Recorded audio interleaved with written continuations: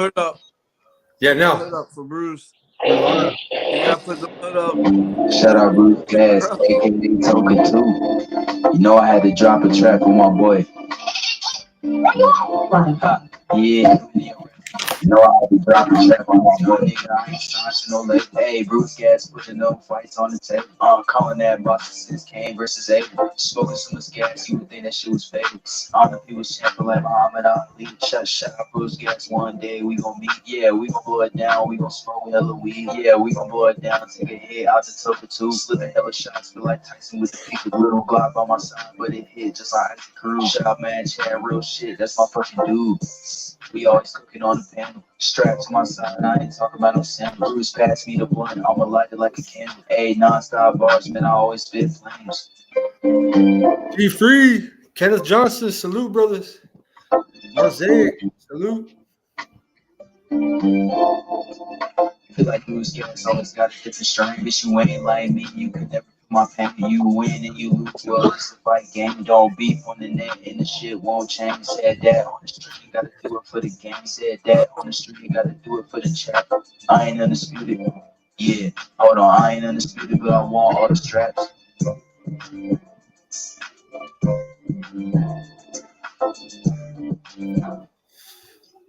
2 Chainz. There we go. 2 Chainz, I got you. 2 Chainz went on some TV show, and them people had a laboratory there.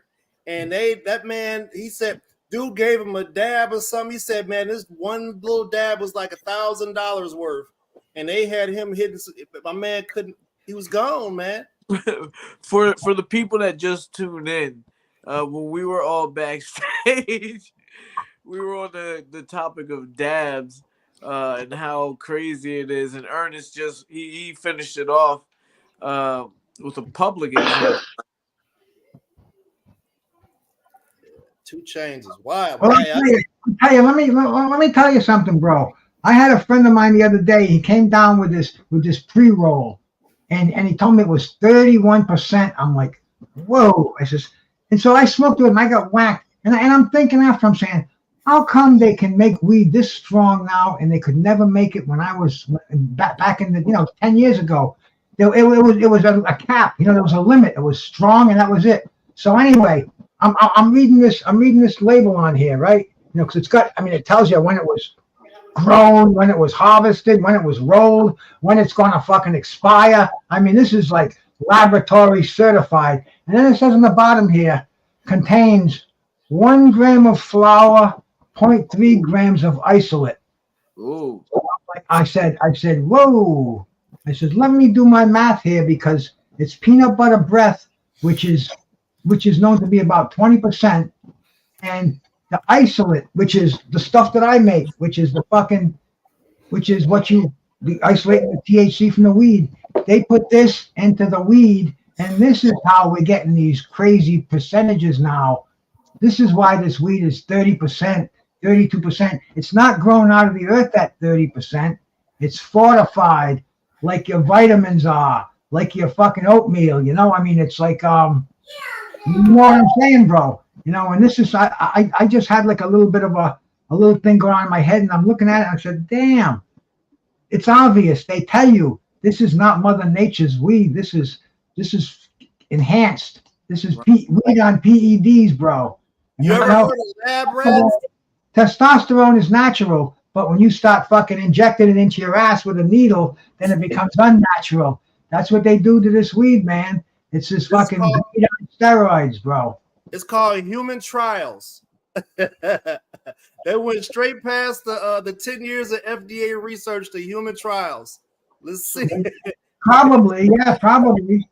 How do you feel? How do you measure that for yourself? Because you're saying easy, bro, easy. I have a tester anyway. I have a weed tester here, and it tests isolate too. So you could take a gram of weed, test the potency of that, and you can test your isolate, test the potency of that. So your gram of weed. You have a certain level you won't go over. Well, if you do go over, you just cut it in half with alcohol. You break it in half and test it again and double what the results are.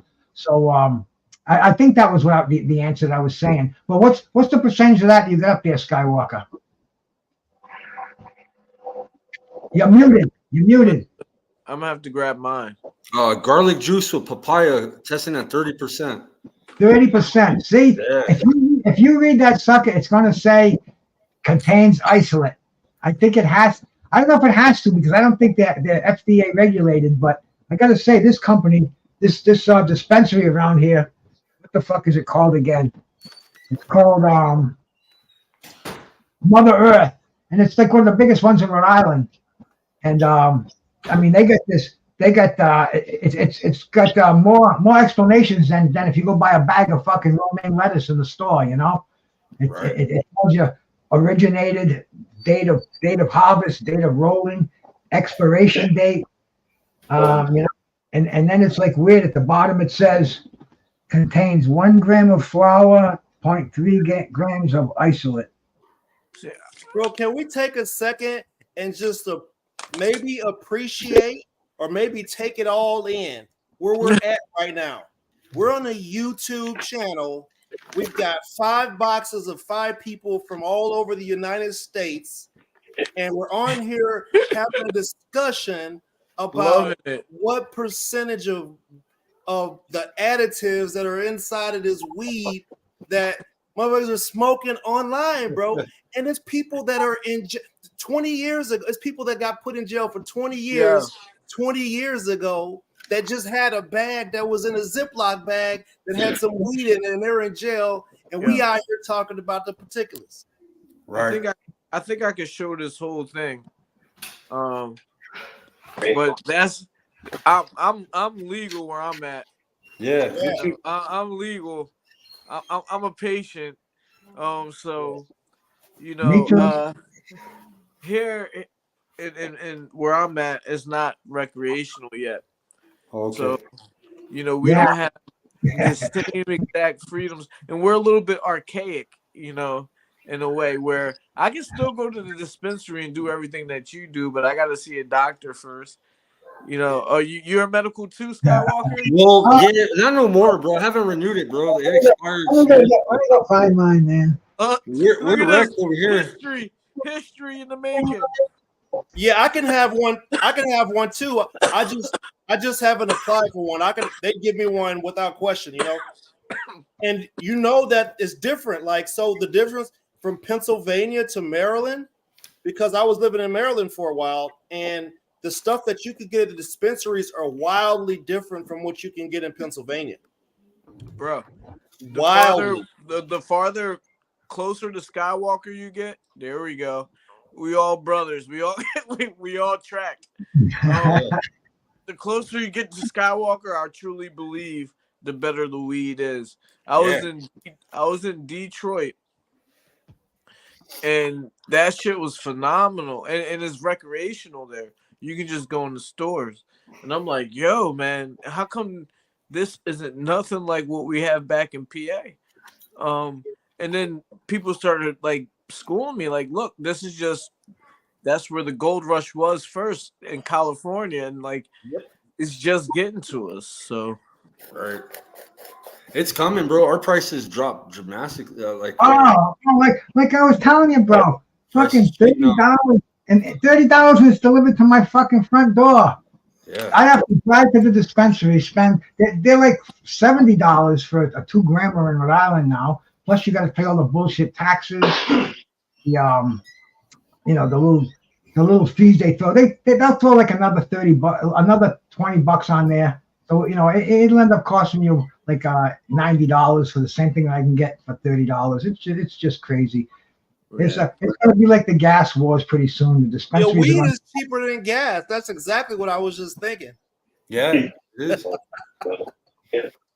We got a shop you can go to if you all you have is $10, bro. They're selling you it's an eighth, bro. For 10 is their minimum. They do their halves for $30. Oh yeah, man, that's like crack. Yeah.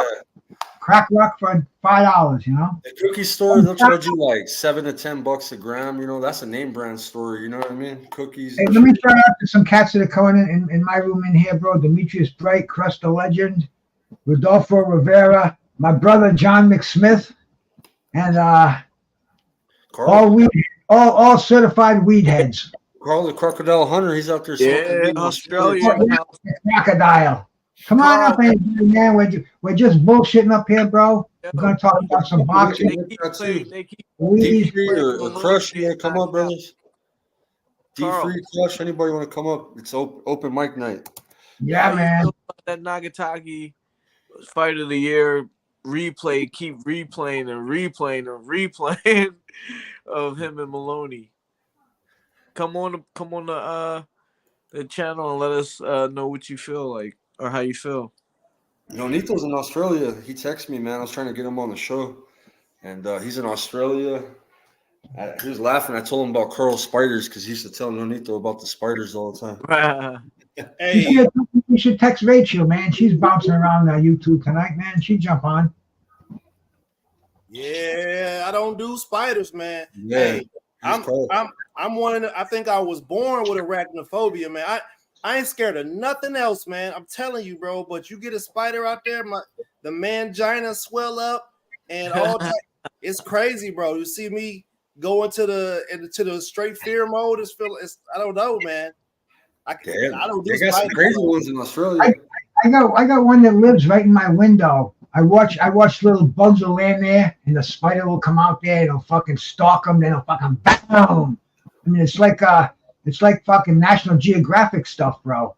I gotta get a high lens camera and take some of those pictures. But looking interesting. But he don't bother anybody. Stays out there, can fucking 0 degrees, and he's still out there, man. Oh man, you got to burn the whole house down of it.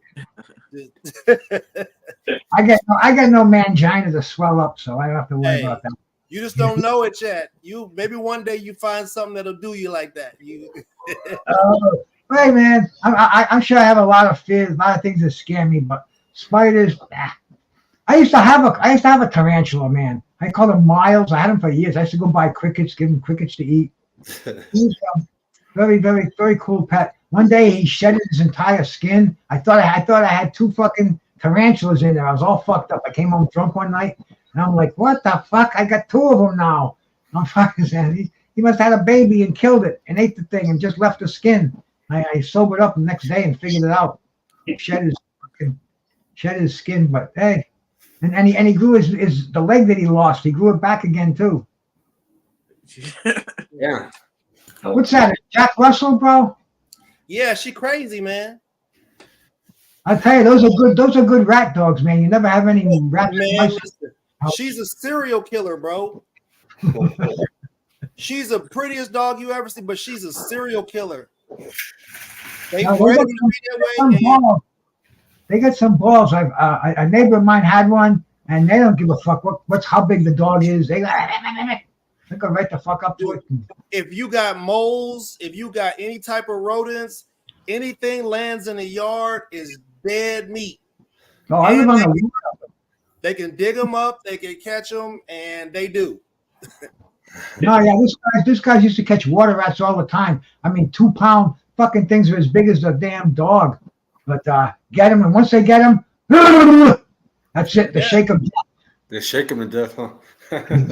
The shake of death, man. Once they start that shake, that's it. That rat's fucking limp. Terrible, Junior. Yeah. I'm hoping and praying that Nakatani doesn't want to unify because he's going to take the other brother's soul too. Yeah, no, man. He's just got a nice little overhand left. I think he's got to keep moving up, man. He's like the Fundora of 118, man. He's got to keep moving up. That dude is huge. Well, the word that I hear from my Japanese friend is that they're really trying to get him to move up, and him and Inoue have like a big Japanese face off. You know, he's a little bit younger than Inoue, but he hasn't faced the same opposition. But I think that's really what Japan is hoping that will happen. That's got to be a massive fight in Japan, man. That's got to be one for the ages. And the kid that Floyd Mayweather fought, I think he only has 3 fights right now, but they're positioning their guys to be able to do that. And I peeped was going out. There was one fight that somebody shouldn't have won, and they positioned their guy, so it's going to end up being those two fighting for a belt. Well, it's like, sorry to cut you off, but the one thing that we have to acknowledge, and I was talking to oh man, I'm not even gonna say his name because I can't. That's messed up. I can't remember it right now, but he's like the 115-pound number one in the world, and he's like, he'll go over there and fight a guy in Japan, but these Japanese guys are staying isolated.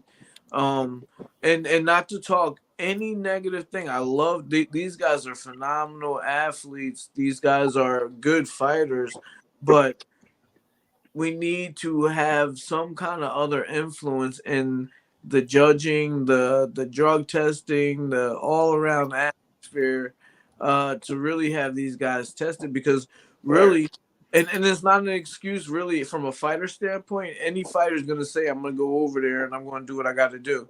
But if we really want to make it, why we got to get some of these Japanese guys to go to Saudi Arabia, maybe meet us halfway, something like that, and make those big fights happen. Get that Vada going. Right. Salute to Kwee coming in, my Familia coming in, Kwee, and BVO coming in. Salute, brother. Hey, but they're moving strategically, man. You gotta give hats off, because I mean, Japan, I mean, they support fighting sports, and those guys, they're having fights on Tuesday mornings. They don't care about what we think. Ernest, it reminds me of the Ukrainian explosion that happened, the last decade before this one. It's like, Japan is known to have a fighter here, a fighter there, but now we're seeing their pedigree. Yep. Hey, I'm here for it. Hey, as long as ready for Canelo. As long as we all fighting on even playing field, I'm here for it. Do you think Berlanga's ready for Canelo, guys? Hell no. Hell no. He'll never be ready. I think I heard that said in like 3 different accents. Man, hell no. Well, come on. We got to pump the brakes on this Berlanga dude. Like, hell no. This dude ain't ready. I don't care if he's ready for him or not, to be honest. I hear people say that a lot. Let's see if they're going to put him in there, let's see what happens. We all got the fights we want to see, but they're not going to give it to us. Let's see what happens. We want Benavidez, man. We do. DVO, if you want to come up, bro, you can connect your channel, bro. I'll drop the link in my chat. Bruce got a link too. You're welcome to come in and have some boxing conversation if you want, brother. Hey, let's see it. Because what I saw from Berlanga last night was uncertainty. I see that he doesn't have that same level of confidence he had where he could just walk forward and he's getting ready to crack off. He's not waiting to see what you're going to do. He's going to go hit you. He's going to jab you. He was reserved. And the other dude who came here, it seems like it always happens. It never fails when these top guys from the UK come here. It's something about them being enamored with the American culture that they're just like, they're overwhelmed with it, just happy to be here. It's like, bro, come over here with that same energy you had over there and come to fight, man. Come to fight, bro. That dude didn't come to fight, man. All he had to do was put a couple hands on my man and he'd have been shook up. They need to come over here for like 5 years first. They can't just come over here for a week and think that that's gonna change anything. They just got a smaller pool to pull from over there. Can I just switch gears for a second? Does anyone on this panel think Andy Cruz had a bad performance yesterday? No way. Absolutely not. No, I think Jose Diaz he criticized his power. Jose Diaz did. Jose Diaz always hyping up Andy Cruz, but yeah, he wasn't impressed with his power. What was it? 3 rounds? He hurt him in round 2 and round 6. He had him left. Oh, how many rounds? He was way above him in class, levels above. Yeah, I'm another one, bro. I think right now at 28 years old, he has to make a statement. I mean, he's going to get they're fast landing him. They're going to fast track him to a title shot. I think he should make make a statement. And I think he would have looked a lot better last night with a knockout. He went to 10 rounds. I think he could have had this Irish kid. What was it, McCrory? Is that the guy that he? No. That was Belanga. Yeah, that was Belanga. Yeah. What was the dude's name? Brian something, right? Wasn't it? Yeah, it was Akapachu or some fucking. Yeah, I can't remember his name. He was real awkward. Tough. He was tough. Yeah, that kid got was tough as nails. 2 or 3 times. His face up. When he got hit, you could visibly see the damage that was occurring when he was getting hit. Yeah. And he was like, "Yo, I'm not here for the 4th shot. I'm out. You got to catch me in the other corner if you want to land another one." You can see the amateur pedigree. He's like an Olympian, bro. He was just he was throwing way more punches, landing more punches, moving better. He did everything better, and he knew he was winning the round. You know what I'm saying? Sometimes that doesn't translate, but it seems like his style overall is just working. But Bozy was on him. Bozy was on him in that fight. I was listening. Bozy was like, go again. So when he land a punch, you see it when Jaron Ennis hits somebody.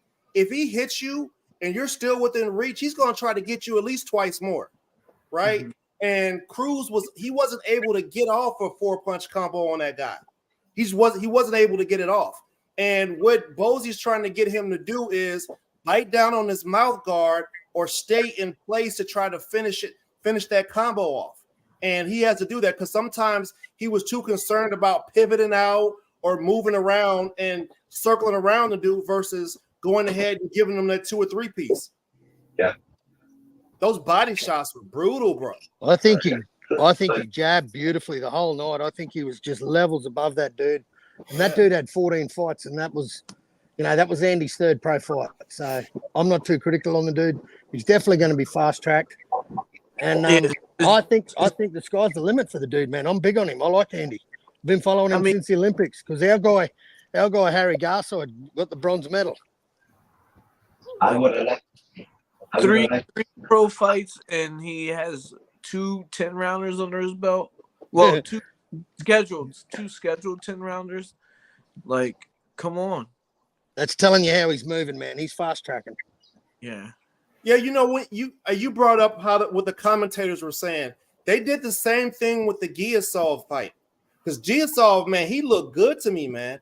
He was even with his inactivity, he was smart. He smart, that dude. He knows that guy's gonna come forward and let his hands go and overwhelm you and eventually catch you with something. So he hit the dude a couple, 2-3 times, move. When old boy came, he just sauced him up and caught him with a couple more. Conor was a beast, bro. He was on him like flies on shit, bro. Conor all night, bro. You're like, if he doesn't knock him out, he's not good, man. Chris Mannix probably sits on his thumb. I can't stand that dude. AB, the professor, salute to BVO and D Free, my brothers, man. What's good? Salute. Good gentlemen. So there you go. What's going on, man? I'll tell you what, y'all see more Andy Cruz. I think he'll be special. I just don't think he got enough power to keep people off of him. Because when he get up to the higher weight classes, that skill is good. Yeah. Somebody's gonna kick his ass if he can't keep him off. Yeah, bro, that skill. He's got that Sweet Pea Whitaker skill, bro. He's a very, very gifted boxer. I saw Jaron Tennis when I saw him jumping around that ring yesterday, man. He's not. He could be one of these guys who just make it on just their skill alone without the power. I'd love to see the power. I agree with you, bro. Kind of like a Devin Haney. It's like fighter, he needs that knockout punch, and if he doesn't have it, then he could be a great fighter on that talent alone, on his defense, on everything else that goes along with it. But man, to make a complete fighter, I agree with you, BVO. You got to have that fucking salami to fucking put him to sleep with, man. Hey, keep in mind, Sweet Pea got his ass kicked. I don't know a prospect. If you can't keep people I off don't know a prospect that's had 3 fights that's got better defense than that dude, man. That dude has got the best defense I've seen in a dude that's had 3 pro fights. I think that's brilliant. He won every tournament he was in as an amateur, like we're on the world level. It's hard, like what He beat scale Keyshawn 4 times. Like, it's like two different scales we're weighing them on. You know, we're weighing them on the scale of a 10 round fighter, but we're also weighing them on the scale of a 3 fight fighter. So where do you lie on your judgment on how this guy is going to be? It's hard. I think that his future is bright if you look at it from the 10 with his round tweaks, with perspective. his tweaks. But No one's talking about his stamina right now. Well, I think the thing we trying to figure out, Tim, is he great or not? I mean, he might be okay, but his skill set he can be something special. So I want to know, is he that, or is he gonna get his ass kicked? That's We, No, we we don't have to know that. They already laid the paperwork, the groundwork out. Didn't they bestow every great name they could upon Vasily Lomachenko? That's what I'm right? trying to. There we go. They bestowed You gotta- they gave that dude all the Sonic the Hedgehog coins, and he didn't even go through none of the levels. And so my man Cruz has a comparable amateur career. So you got to give Cruz the same respect that you gave Lomachenko. Well, Except for Cruz is undefeated at the same point where Lomachenko had took an L. keep in mind this. You got to remember that everybody might, not us, but we still in America, so everybody might not like Andy Cruz's suntan. So when it You comes right. to Roma, he might be able to get some things that he couldn't. Because I mean, when I heard Muhammad Ali, I said, "What the hell are we talking about, Muhammad Ali?" I mean, so you got to understand that just like any other sport, he has to.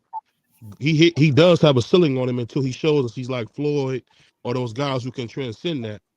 But we can't compare him to Loma, man, because nobody got what Loma got. Nobody you can think Yeah, about but got what Loma got. us as being people that look like Andy Cruz should be able to boost them up to that Vasily Lomachenko level. Like, we can't use that really as an excuse. Where are the managers? Where are the people pushing them to be like a Vasily Lomachenko? Even if his skin color will never let him get to be like that, if he has a skill level, then why can't he be pushed to that level? Where's the disconnect other than us using the word that he is a brown person? Where's the disconnect? Where are the people that are not recognizing that and turning that into a positive? Well, Well, Tim, they can I ask should you have a never question? gave Have we seen a Lomachenko guy? all them distinguishments. That was the first problem. Yeah. That should have never happened. Well, let He me had ask to you guys. prove Let me himself ask you. as a pro. You can't be a 28-year-old guy beating up on 16-year-olds. You beat 100 of them, and you 27, and then they say you're the greatest boxer ever. Come on over here and fight these grown folks. Let's see what's cracking. I get what you're saying, but if we being honest, Tim, my thing is this: I understand that you want to tread lightly on that, but if that's the case, why didn't Floyd get embraced? Let's be real. Muhammad Ali did not get embraced until he was shaken and fucked up. That's He right. did not get embraced.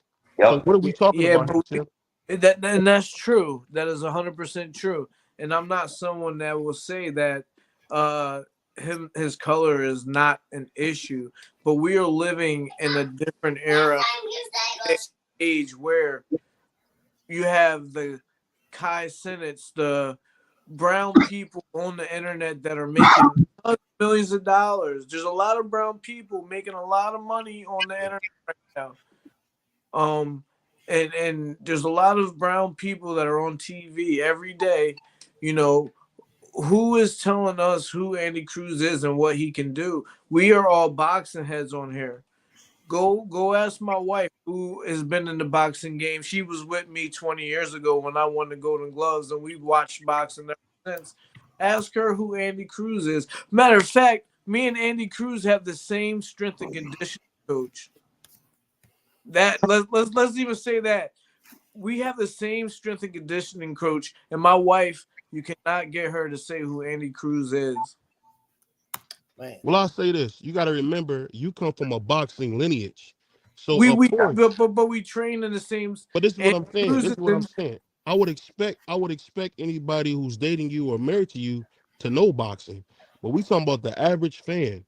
The fact is this: unless we're gonna see Andy Cruz do some of the stuff Floyd did, like get on Dancing with the Stars, or put himself out there, which a lot of boxers simply just don't do. Canelo now he's golfing, drinking beer, having fun. Just think if Canelo would have did that 10 years ago, he would have been even bigger than he is. The thing that you missing is I'm not talking about us boxing fans because it's a niche sport. I'm talking about the people who don't watch boxing. At the end of the day, if you want to do, and I feel like this, if you want to have a superstar, he's got to be embraced by both. Look at Oscar De La Hoya. Floyd, to some extent, was embraced. You just And, gotta make sure you build a good thing on I it. can But interject there, VO, if go I ahead. may, I'm about before I to, forget, man. I mean, we gotta remember it's marketing, man. Look what they did with Sugar Ray Leonard. Look what exactly. they did with Good point. Sugar. I mean, the white people loved him. The black people loved him. He was all American. He won a gold medal. They marketed this fucking guy. They made him bigger than boxing, and it didn't matter what color he was. Nobody even thought about what color Sugar Ray Leonard was, man. And that's all the marketing. Andy Cruz needs fucking marketing behind him. He needs corporate America if that's what Look he at wants this, to do. and I love him, and I love everything that camp is. We talk about Jerron Ennis in the same way, week in and week out. Yeah. We talk about them the same way. They're in the same camp. I love them. They're my brothers. Bozy, he's giving me advice. I fought with their older brothers, but at the end of the day, we cannot neglect that people need to market themselves in this era. We can't talk about 5 years ago. Boxers 5 years ago. 5 years ago, boxers never went online and put their workouts online. That was 5 years ago. This is how fast that time is running. Hey, Um, boxing taps into hate. Whether we like it or not, race is involved. for Do 100%. you think? I mean, do you think Tyson Fury has more fans than Deontay Wilder, or were the people just hated Deontay Wilder and was cheering for Tyson Fury? Tyson They Fury hated. he They couldn't sell hated. his arena out without Wilder. It's the hate for Wilder that brought Hate all them. for Wilder. Yes. I But would I'll tell argue you that this, and then if you can flip that same coin, I hear so much hate about Canelo, who's done nothing but everything you want a fighter to do. And He's I know people that hate Tyson Fury like a motherfucker, bro. They yo, can't. You can't even say Tyson Fury in their chat room, bro. I mean, it's emotional fucking fanboys, bro. That's what it's about. We didn't have that before. Boxing now. See, America doesn't love boxing like it used to love boxing. We used to embrace boxing. And now, boxing, we know so many fucking dirty things about it. We know all the cheating going on, the doped athletes. They're only the hardcore fans are into boxing anymore. So you're not going to get these heroes like we had in the past. People aren't going to embrace Bud Crawford. I don't care what the fuck color he is. Canelo Alvarez. Only boxing fans know Canelo Alvarez. He should be known. Everybody should know who he is. And I hate to go back again, but say Ali, Sugar Ray Leonard. Even Oscar De La Hoya, but Oscar caught the tail end of it, man. After that era, boxing became not as popular. Not the general population, the casuals, even the lower than casuals. That's what you need to sell pay-per-views to make stars out of athletes, and the fan base is just not there anymore, man. Too much going on. But well, the marketing taps in the hate. Like if you saw, even with the Devin Haney and Lomachenko thing, it was like Muslims versus Christians. Like you could see the overall theme that they use. They find things to tap into to try to bring in people who are not. I don't want to call them just casuals, but people who don't watch every fight. Like we watch every fight. I do. If there's a fight on, I'm trying to see who it is. I don't care where they are, what language it's in. I want to know who's the best in the world. But the people that are marketing, they're looking for some type of hate to be able to divide people. And unfortunately, that's what we got to deal with. So we got to find somebody that hates Cubans. Who hates Cubans? we got good news, though. We got good news. There's a fighter out of Cleveland, Ohio, who might become the best in the world, man. Keep your eyes on Abdullah Mason. We know about the Mason family. He might be the best in the world, man. And he got some brothers that are nice too. That I left don't hook, know. I haven't seen anybody that young. It's kind of rare to see a guy grow up in boxing the way he did. And He's I'm nice. telling you, he hasn't even scratched the surface of what he can be. I don't think there's nobody that can beat him when he hits his peak. he's I don't just think there's starting. nobody yet. But see, that's where Boots is, right? He Yeah. came from a family of fighters, and that's all he knows is the gym. But you got to have a machine behind you You got to catch some sort of algorithm. Well, we did see Boots run away from Virgil Ortiz, so I mean, we gotta pump the brakes on that. We didn't see him fight Virgil Ortiz. Virgil Ortiz can't make the weight. At the end of the day, why wouldn't he go to 54 and go get him? Because he's at 47. He's there to conquer 47. When he hold on. Didn't Roy go get James Toney? Hey, Roy, that's a different era. Okay. Different era. It's not about different era. It's about, do you want to be great or not? Nothing changes. Yeah, but you got to understand, Roy was already Roy. Jaron Ennis is not the Jaron Ennis that we know he can be yet. Why would he take that jump and do something like that when he has a chance to do it on a more even playing ground? Roy Jones was Roy Jones when him and James Toney really got off. Keep in mind this, though, Tim. His talent says different. I'm not talking about him. I'm telling you what his talent says. His talent says, I can go beat his ass. I can go get this guy. The thing is, that's what I'm saying. When you do what you're doing, protecting guys, I'm one of those people, man, put his ass in there. Let's see what he can do.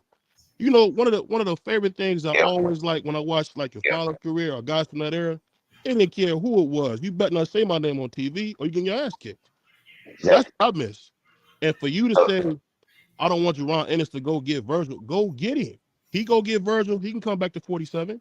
On the heavyweight. Hey, hold up. I'm not saying that at all. I'm for everything. I think I think there's a such thing as a phenom, right? And there are a few phenoms out there. There's people who went straight from high school to the pros. If you're a phenom and you're able to do it, let's go ahead and get them in there and let's see what's cracking. We can see what talent looks like. You can see it. Look at Boots and David Morrell tell you that they have all-time great talent. We don't say that about everybody. Right. David Morrell Jr. and Boots say, when you look at these guys from the eye test, I mean, he beat the hell out of Sergey Lipinets. I never seen nobody beat him like that. I mean, he beat the life out of him. So if he can do that, go get Virgil. Go get David tried to stop it. Yeah, go get what's the I just lost Tim Zoo. Tim Zoo. Go get these guys because at 47, who's gonna beat Blair Cobb, Stanionis? He still won't get credit. He's gonna be in the same position he's in now. They're gonna say all these guys were nothing. You know what's funny? He's the new Andre Ward, whether you realize it or not. He can't win for losing. He can't. Remember when they said leave Triple G alone, go up to 168. If you believe it or not, Boots is the new Andre Ward, man. He gonna have to take some chances if he want to become as good as he can be. It's just the cards that he's dealt. Yeah. Hey, I got BVO up here. I got a good question for BVO, man. Hey, what's next for Teofimo, bro? What do you think about that fight, bro? I haven't talked to you about it. Oh, it was. You know what? It was a terrible performance, by both guys. And the thing about Teo that I've learned is that he struggles to be first. And if he has to be first, he's gonna look like dog shit. And that's just how it's been his whole career. I mean, I've never seen him do what he was doing. He was missing. He just can't be first. And what he's gonna mess around and do is be like every other counterpuncher. Never won a big fight if he can't fix that problem. So I'm hoping that he need to give it up his father, honestly. That's just my personal opinion. You gotta get him his father and get there. That's his problem. Your dog H said something pretty funny. He said, Ward, nah, if he keeps it up, he's gonna be the next Boo Boo Andrade. Yeah, I mean, do we say Teo had a horrible offensive performance, or do we say the other guy had a master class in planning and his defensive performance? Well, I would say this. If Teo has a horrible camp of his dad, he's got to get rid of his dad. Come on, everybody. You know what his dad does. So, you know what? I would say that, man, but then I remember a fight that always lets me know if a guy didn't do what he's supposed to do is when I think about Miguel Cotto versus Floyd. Miguel made it clear, you're going to stand right here and fight me. I don't give a damn what you thought you was going to do. You're going to stand right. And we never seen Floyd do that. We never seen Floyd be forced to say, you know what? I got to stand in front of this motherfucker and fight him. Yeah. So I think that Teo, if he wants to be great, because he got talent, but he got to get his head together and he got to get a new trainer, man. Boxing is like 80% mental, man. It's just terrible to say that, but it's like a good way I'll put it is, do you remember when they both fought, when Devin fought Loma and then you seen him fight Ortiz? I seen, Devin, he kind of maybe know he lost to Loma, but he celebrated. Soon as Tio won against Ortiz, he started complaining. It was the caterer's fault. It was the driver's fault. The suit was too tight. Man, I got a diaper rash. It wasn't like it's just the two mindsets, man. Tio got to get some more life skills, man. I Yeah, think that's just probably he don't have enough life he's skills, man. It's emotional. scary. It's But very it's scary. hard. And It's hard and to a say lot of no. that, a lot Go of ahead. that falls It's on hard. the teachings of his father as well. And him in a situation where his father's his trainer kind of hinders his growth. It kind of, how can you tell your dad that you're not going to do this or you're not going to do that? That's kind of where the conflict of interest comes in, Yeah. where we don't know what Tio really wants or how he's standing up for himself with his father, but that's his father. Yeah. Hey, his dad writing checks. His dad writing some checks that might bounce. You feel me? Like, That's that's why a I lot of asked you the question, Clarence. Well, salute to my man Clarence. I think the Yeah, thing is, as somebody who covers boxing, I gotta be unbiased. Everybody knows, Jamel Charles is my favorite fighter, but I do like Tio. yeah, But I gotta be honest about what I'm seeing. If he looks like dog shit, he looks like dog shit. It's Did you just say Jamel Charlo? Jamel's my favorite fighter. Yeah, Jamel's my favorite. I ain't never ever heard nobody say that before. That's the first Oh time. shit! oh Well, man, why I said that? Because a guy like Jamel he wasn't heralded coming out. He turned pro at like 18, and the fact that he came up the hard way, became an undisputed champion, that's a hell of a story, man. You can't make that up. That's a Disney he movie. fought guys. It took him a couple fights. You know what I'm saying? Like, you know what I mean? He took L. So he had to learn from shit. He adjusted. So I like that in Jamel too, bro. Yeah, he I like cried Man, like that. a Yeah, newborn when he lost, but he I came got back better. something to say. Hold up one damn minute. Go All ahead. right. So listen. Okay, I was thinking about maybe bringing this topic up, but I kind of wanted to prepare everybody for it. I wanted to have a discuss one time about the people who have become undisputed champions, right? hmm And if we look at the last 2 or 3 people that have become undisputed champions, it's almost like they diminished what it means to become the undisputed champion, to own all the belts. How did Jamel Charlo became undisputed and then he disappeared? right. He went away from what happens? Doesn't it mean something to get it and defend it? Or do you get it and use it as leverage to go do a pick me fight of somebody that's an easier win at a higher weight to make yourself look great? I mean, I think Tim can say that can attest to this. It takes a lot to do all that fighting, man. I think from what I've seen with boxers, they get so messed up in training camp that, I mean, let's be honest here, man. He probably was dealing with a lot of injuries because really he lost the first Brian Castano fight and was get to the draw.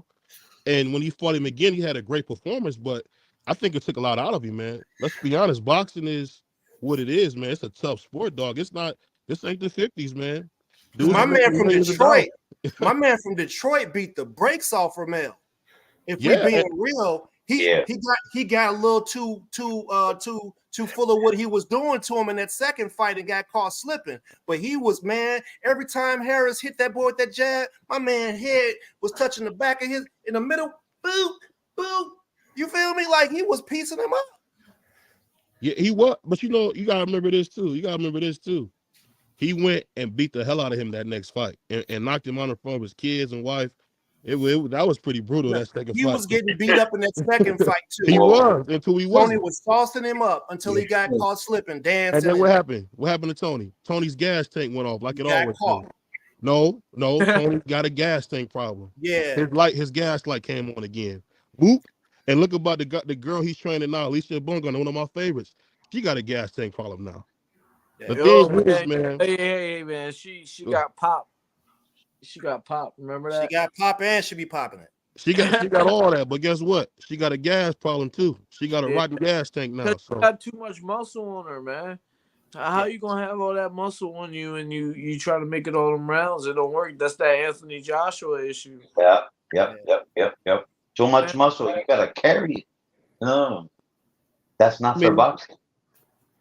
That could be the case, but I've seen Ken Norton buff as hell going 15 rounds. There's So another. No, I've seen Tim 300. Bradley. Yeah. I've lost to 300-pound people in the 10-mile race before. You know what I mean? You know that don't mean that is everybody can do it.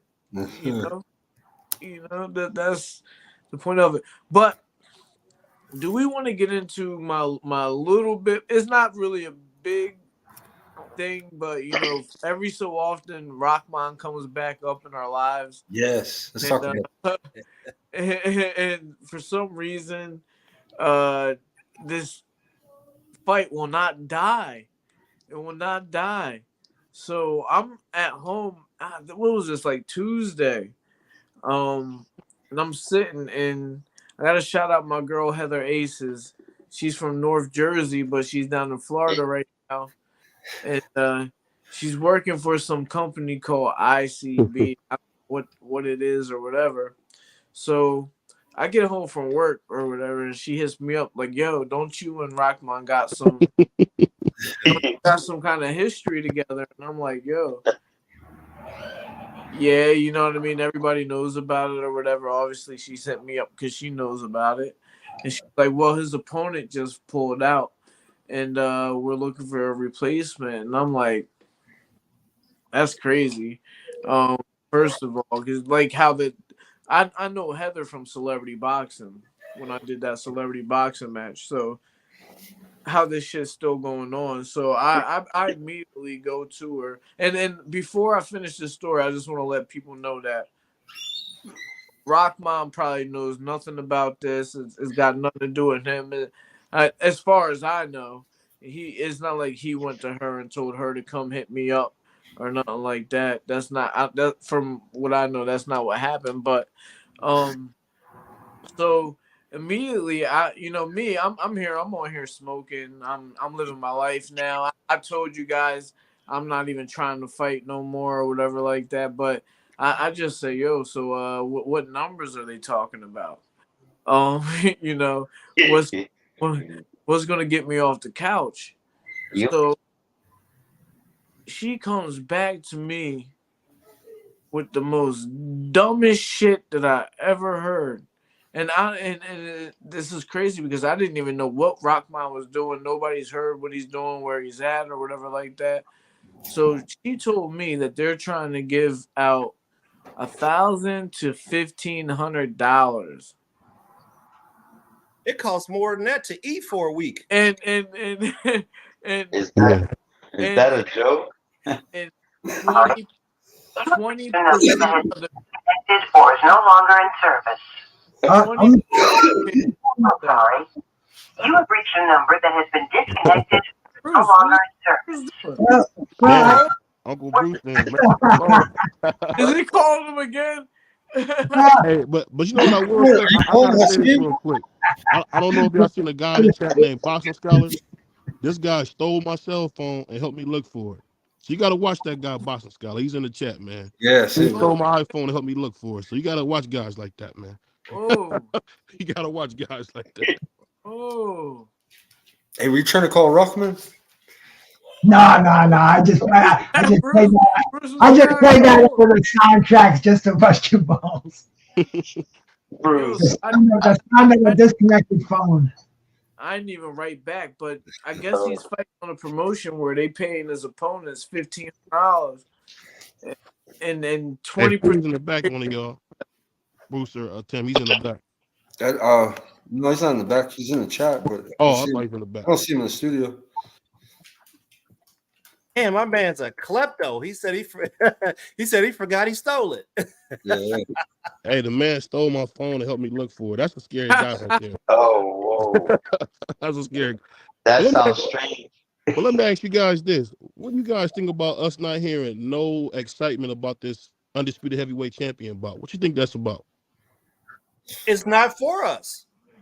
Ukraine had the belts for like 8 years over there with the Klitschko's. It's not for us. This is by design. They don't care about what we think. They getting Saudi money. All the fans that's gonna watch the fight or go to the fight are all over there. Yeah. They're gonna have to pay people from America to go over there and watch that fight. Pay us to go watch it. Bro, Eddie is charging fights and giving it to his people for free on the platform. Yeah, but you know what's at stake in this fight, though? It's definitely worth the look-see, bro. That's the undisputed heavyweight championship of the world. That's the most prestigious title in all of boxing, bro. I mean, do your research, bro. Back in the day, and any time, the baddest man on the planet is the undisputed heavyweight champion of the world. That's the biggest fucking title in all of boxing. I agree with you, Bruce, but the powers that be manipulate and put the people they want in place for these fights. And they do it over an extended period of time, right? We could have been had an undisputed champion. Ben had an undisputed heavyweight champion. But the powers don't want to see certain people with all the straps. The people they want to have the straps are the people that they can control, and the people that the people that gonna get them straps, they probably owe them something. You know what? I got big respect for Alexander Usyk. He did it the hard way. He did it at the weight class before Undisputed, and he's trying to do it up here. But honestly, would you pay $79 to watch Usyk fight somebody like Jared Anderson? Would you pay? Is that a major event? Or even our man from Cuba, Frank Sanchez. I wouldn't pay $9 to watch Jesus Christ fight the devil, bro. I stream it all. I get it, but I mean, you brought up the whole thing about the heavyweight championship being that's the best thing ever, but they don't care about what we think. The best thing ever. Well, then why the fuck do you care what they think? This is the two best heavyweights in the world fighting, regardless of where they're from, what they believe in, how much money they're charging you. As a boxing fan, as a simple idiot boxing fan that I am, I want to see a unified, undisputed heavyweight champion of the world. That's all, bro. I mean, I don't make no politics about it. I don't give a fuck where the money's going, what color these guys are, what fucking federation is ranking them. This is undisputed, man. This goes back to all the way to the days of Jack Johnson, bro, Joe Louis, fucking Frazier, Ali. I'd like to say Witherspoon, but he was never an undisputed heavyweight champ of the world, and that's a shame, bro. You know? I mean, it's prestigious, and Tim will tell you right there, bro. His dad didn't achieve that lofty goal. Right, and he won it twice. Exactly, and should have won it 3 times. Larry Holmes was never the undisputed heavyweight champion. Archie Moore couldn't get a damn title shot. My man was like 55 or something like that before he got his first title shot and won. You know what I'm saying? So certain people get put in positions for this. We have to acknowledge that. Let me get in here real quick, because you remember I had Terrence Crawford over Errol Spence. Right.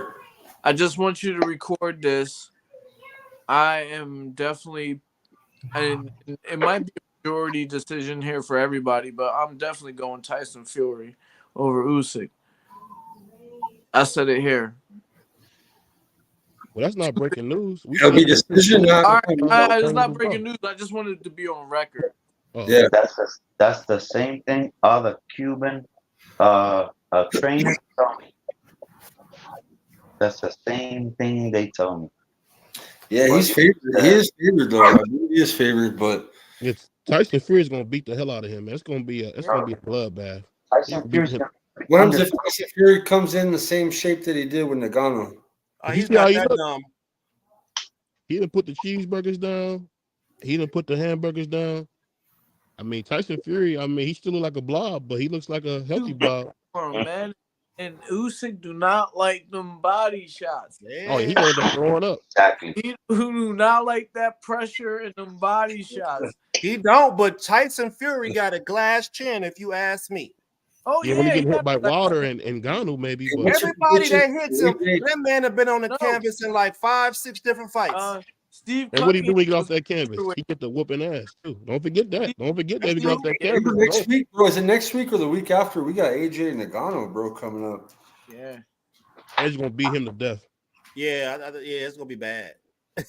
It's gonna be bad, bro. That's gonna be. BJ ain't gonna be waiting around to put that jab in that boy face, man. He ain't gonna be waiting for that. He gonna. Hey, look, we got Mad Chad. I'm gonna ride with Mad Chad, man. Pounds, percent body fat. How about He's Ukraine? You're drinking too much. I'm not making my official prediction yet. I like to watch film. Hey, Yeah. I got a prediction for you. I think Ryan Garcia is gonna stop Devin Haney. Man, you done lost your rabbit Oh ass my mind. Oh, God. Mad Chad, my brother. Salute that. Hey, Upload typo. I'll be going for you, Usyk. you ever Wait a minute, seen I Boys in the Hood? You ever seen I- Boys in the Hood? Remember they had I to did. carry Ricky in the house? They got to carry Devin in the house, man. Yo, I need to hear some Man, more about this. I need to hear some more about this. The thing you got to remember with Devin Haney is this: he's not going to be able to control the pace. He's going, and I think Loma showed us something that he can be hit, and if he get hit with that left hand, it all depends on if Ryan comes in. If Ryan comes in there focused and takes the fight to Devin, I think he can get him out of there. Because one thing that we've known that we've seen before, that Devin can be rocked. So if Ryan put hands on him and he's not going to be drained like he was when he fought Tank, it's gonna be a long night for Devin. And I out think of it's the gonna two be so fighters, which exciting. ones hit the canvas? Say it again. Out of the two fighters, which one of them hit the canvas? I see Devin going down early. That wasn't. I see Devin going down early. Oh, you said who went on the canvas first? Oh, you forgot about. I mean, who's been on the canvas? You forgot what happened. I think off that canvas, didn't you? He beat I Luke Campbell to death. Okay. See, I'm a little different, man. I honor a man who can get off the ground and come knock you out. For sure. Yeah, but Devin ain't never been on the ground. No, we got to give him credit for that too, right? Yo, We're gonna see him go on the ground in April. I we thought he was gonna go on the ground for Regis. Well, we seen him still one from Loma. Loma almost stopped him that level round. I know you've seen that. Ryan ain't gonna be able to handle no kind of boxing by the 6th round. Devin Haney is going to make him feel the pressure of the night. There's no way. There's no way. Ryan gonna be doing a mix of the hokey pokey and the Macarena. We see. Hold on. We gotta remember. We see Oscar De La Hoya beat Sweet Pea's ass. What the hell? Similar. What? Yeah, but that's not Ryan though, bro. Ryan, Oscar. Listen, Oscar De La Hoya. Oscar De La Hoya was like a real boxer who was dedicated to his craft, and he had a father. He had a father who was on his ass, bro, every day, and like he maybe his father was overbearing and fucked up and mean, but that father did make Oscar De La Hoya into what he was, including his mother, who also supported him. And Ryan Garcia is out here living like a fucking Kardashian in the fucking hills, doing cocaine, partying, looking like a fucking idiot. He has none of the accomplishments of a fucking Oscar De La Hoya whatsoever. Does he have a gold medal? No. Does he have a championship? No. By the time Oscar was his age, bro, Oscar had fucking titles, bro. So you can't compare them just because they sort of look alike and they both look like pretty boy bitches. Oh, well, man, Oscar has some pressure, bro. That's what I tell you. That's what I tell you. Oscar daddy walked in that room. Oscar had his mama heels on and that fishnet shirt. He was like, "Hey, boy." You know, take that lipstick off, boy. I put like this. You know the funny thing about society now. Hey Tim. You're weirdo. Hey Tim, you know what I'm saying. I'm listening. Hey Tim, you know what I'm saying, man. It's crazy. You can't never make a mistake in this society. If you do, motherfuckers hold against you for the rest of your life. Well, what are you saying? What are you saying? Made a mistake. Hold on. Who made a mistake? Who made a mistake? Listen, Oscar, whatever he was doing, he made a mistake. We've seen him. Okay, but that was way after he had championships. Bro, you're talking about way after he had championships and titles and medals. This is the thing you're missing. Boxing is when he wore the same ecosystem that it was. Let the man talk. Let me finish, dog, and then you can talk after me. This is the thing. Boxing is nowhere near the same ecosystem it once was. There is no streamline to the Olympics like it was back when Oscar went. Sure there is. They're actually trying to take away boxing out of the Olympics. I know you probably don't read, but they're trying to take boxing out the Olympics. No, I don't read. So, bro, who the fuck be quiet, man, while I'm talking. to? Just be quiet while I'm talking, goofball. No, I'm not going to be quiet. I just came on. Listen, be quiet while I'm talking. Let the man finish because I mean, I'll let you Skywalker. finish your asinine Skywalker. fucking points. Go ahead. Who's the new who is this? That's Curly. We gonna give you I'll give you as much time as you want. Just let him finish what he's gonna say, and then Who's gonna give me what? The floor is yours. The floor, I promise. The floor is mine. Yes. After, let him just get his final points out, so you can rebuttal everything that he says. Okay. And I will happily do that. Go ahead. So basically, what I'm saying is simple. Boxing is not the same ecosystem as was. They not being a gold medalist. There's no track to it like it used to be when Oscar fought. At the end of the day, what we seeing with Ryan is something great. We got to give him credit for at least fighting two of the big names already in his career. Whether he wins or loses, let's not forget Roberto Duran. He went 1-3. I mean, it don't matter. At the end of the day, it's about giving a guy credit for going and daring to be great. At the end of the day, I think in this fight, I think that Ryan, who's beat Devin many times before, is going to go in there and kick his ass. That's just my opinion. All right. At the end of the day, you got. Are you going to be quiet so I can talk or what, man? No. It's me. Oh, because, go ahead. My bad, go ahead. I mean, I understand, but let's hear my man's point of view too. Go ahead. And see where we can come to a middle ground. I mean, we don't need to come to a middle ground, really. We don't. We can all have our own opinions and respect each other.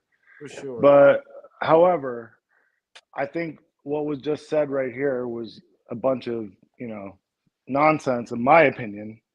No offense to the dude, but Ryan is nowhere near anywhere close to Oscar De La Hoya. At the same age, if you look at the career paths, it's not even close. Ryan Garcia has never even held a title. So what are you talking about? De La Hoya fucking ran through the fucking divisions, beating everybody, fighting everybody, beating everybody. Ryan Garcia is playing the Floyd Mayweather. We're not gonna fight him. Well, I'll fight him, but I'll fight him. Oh, but somebody compare. And then, not only that, Bruce, but he already got his ass whooped by fucking Tank. Mistake, bro. You didn't compare Oscar and a young Oscar De La Hoya and Ryan, did you, bro? Yeah, no, that's what I didn't he was compare doing. What I basically was you didn't compare them? All right then, man. Come on, bro. Man. Don't lie. Don't need to hit nobody. So there's nobody to lie to. He was kicking ass, man. His name is Troll, man. Motherfucker's lying, dude. Why Why you just the name is Troll? Why would you lie? You're nobody, bro. Wait. Let's calm down. Because we can't hear. Wait. I thought it was my turn. We can't hear everybody. Yeah, one at a time, bro. One at a time. It's Curly's turn. It's Curly's turn. I thought it was my turn, though. I wasn't done, though. Yeah, finish up, Curly. I finished my destruction of, what was his name? Curly? Curly's talking about I'm a nobody. This is Haplotype Zero, bro. Walker, I'm the oldest channel on YouTube, bro. Can we get the names up here? I'm the oldest channel on YouTube. What are you talking about? Who am I? I'm Haplotype Zero, just so you know. Just call me Haplo if you want. But, bro, you just said a bunch of asinine bullshit, in my opinion. Now, if that's your opinion, you're welcome to have your own opinion. That doesn't mean that I have to agree with your opinion, though. You're welcome to your own opinion, but I don't have to agree with it. And what you said was a bunch of fucking crap, dog. So then I'll leave it at that, and I'll respond to whatever you have to say next. First of all, you my brother, and I love you. It don't matter. Boxing, we need people like you for boxing, just like they need people like me. At the end of the day, what I'm saying is this. You got to get a man credit for being willing to take the big fights. A lot of guys, we just found out that Tank and Frank Martin's not happening. What big fights, though? This is the thing. Tank Davis is a big fight. Devin Haney's a big fight. I mean, unless you're not watching. Well, he took one of them, the Tank Davis one, and lost and got his ass knocked out. Hold on. Did they actually he quit? Listen. When Duran lost, dude, Duran only beat Sugar Ray Leonard, and then he got his ass kicked the rest by the other kings. Duran only beat Sugar Ray Leonard? Actually, no. He was the undisputed lightweight champion. No, I'm talking about other four. I'm talking about the other 4 kings. The other 3 kings, he got his ass beat. He'd only beat No, but Duran was a king because he fucking was an undisputed champion at lightweight. He was one of the he's the greatest arguably a lightweight ever. top We're not 5 talking best about that lightweight lightweight. of all We're talking time. about when he fought one of the kings. When he fought the other kings, the guys who were as good as him, he got his ass beat. That's just what it Can we was. just hold on, hey, I fellas? thought he beat Sugar Ray Leonard in the first That's fight. the only one. Tommy Hearns kicked his That's ass. the only one. Marvin kicked his ass. I mean, and then when they fought again, it's No, a lot of Marvin didn't kick controversy. his ass. That was a fucking close ass fight. Did you watch that fight? At the end of the day, guess what? He got his ass kicked. Did he win? No, he didn't get his ass kicked. It was close as fuck. At the end of the day, man. no one's going to remember. Hold up a second. Ryan Garcia is a predator bait. Oh my God. They use him to catch a predator. They're pimping his fans, bro. Ryan should be on the Misfits League. But look at that business model. Can we apply that to Andy Cruz? Let's go back to that. No way, can't. Because No, Andy Cruz ain't no Abercrombie and Finch looking model. No, he's Yeah, not. but he got his own hardcore story people can relate to. I'm at home watching stories about fucking the hardest cities in America on YouTube. You know what I mean? There's a market for everybody, but why isn't it being applied? You gotta remember, like, them guys, Oscar, Muhammad Ali, a lot. It's Floyd to an extent. When guys are handsome, they get a lot of different things, man. And Ryan's getting a lot of love because he's handsome. I mean, call it what you want. Man. Ooh. It is what it is. Man, we in the sport of boxing, bro. I don't give a fuck what nobody look like, bro. What them hands? Hey, listen, if you think that don't matter, you it matters. It matters. Hey, listen, I'm the person. It matters to the female fans. It matters to the female fans. And what they did with it matters to the female fans. If a guy's good looking, they may attract more female fans. I don't know. But why are you talking about how good looking he is? Because are you a female? Yeah, bro. Listen, I'll tell you this, DW. It's not about. Let me get one thing in. Let me just get one thing in. There was no time where that switch turned off where white wasn't more attractive than black. There's wrong. No, let me finish. Wrong. I'll let you rebuttal. I'll let you rebuttal, whatever. Name the top selling boxers of all time. They're all black. But that has nothing to do with how they got to be the richest boxers. What do you mean it has nothing to do with the deals that they got? You just brought up race, bro. There has nothing. Can I? There's a reason why you can't, because you're fucking lying. Well, how do we get this guy on here without even? How do we get me on here? Because I'm the original channel on YouTube. This guy's I'm the original boxing channel on YouTube.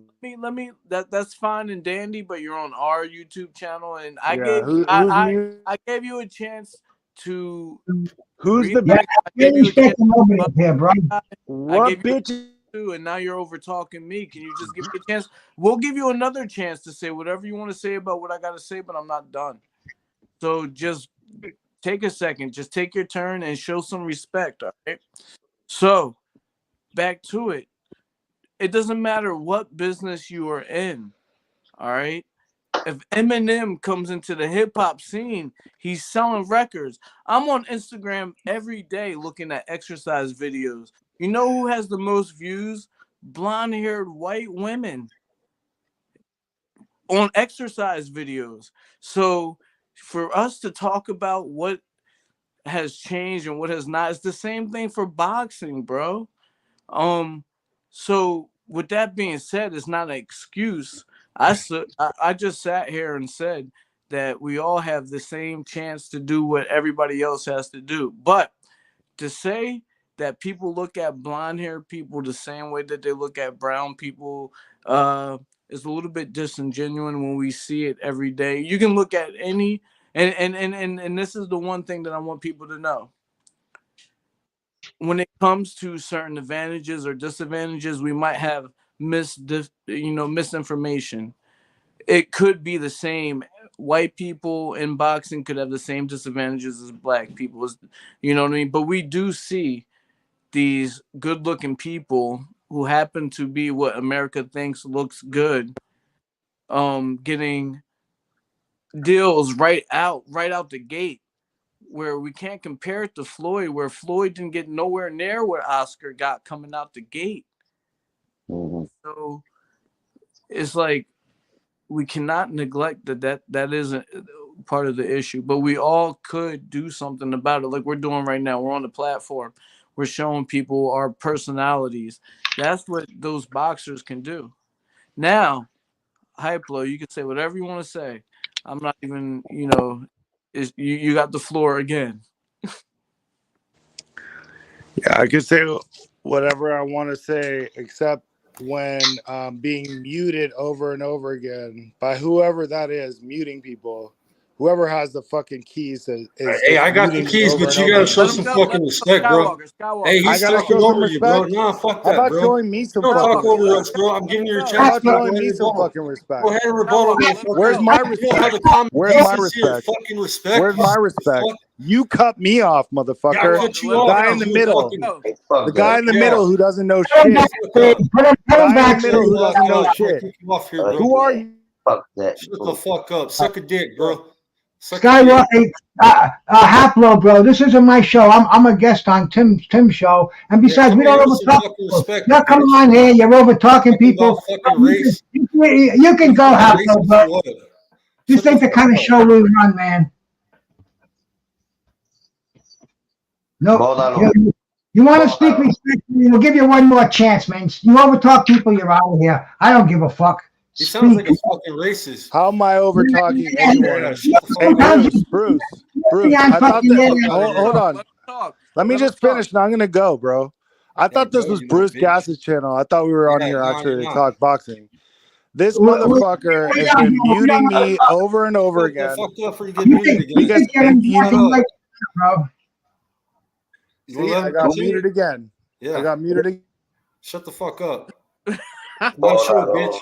Throw him out. Throw him out. Throw him out. I'll kick him. Name me the white fighters that are making the most money in boxing right now over the black fighters.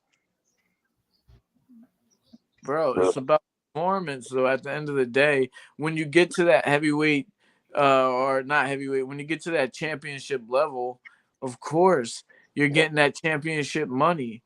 Like, Who are the top earners tell me, in boxing history? but Black can you tell fighters. me? Can you? Yeah, because they got there. But can you tell me who got the biggest purses coming out the gate?